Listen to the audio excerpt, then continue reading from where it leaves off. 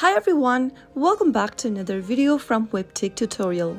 In today's episode, I'm going to be showing you how to turn on dark mode on Binance.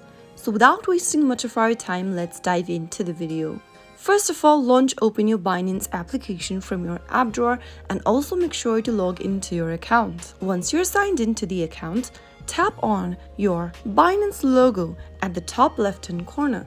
In the expanded menu, tap on the settings icon at the top right. Once you open up the settings menu, go ahead and tap on appearances. Now under appearance, you will see two options. By default, you will be able to see a white background or the light background for Binance. If you want to change it to something dark, simply tap on the dark option and you will be able to turn on dark mode on Binance application. So that's how easily it is done. If you found the video to be helpful, go ahead and give us a thumbs up. Don't forget to subscribe to our channel by hitting the subscribe button.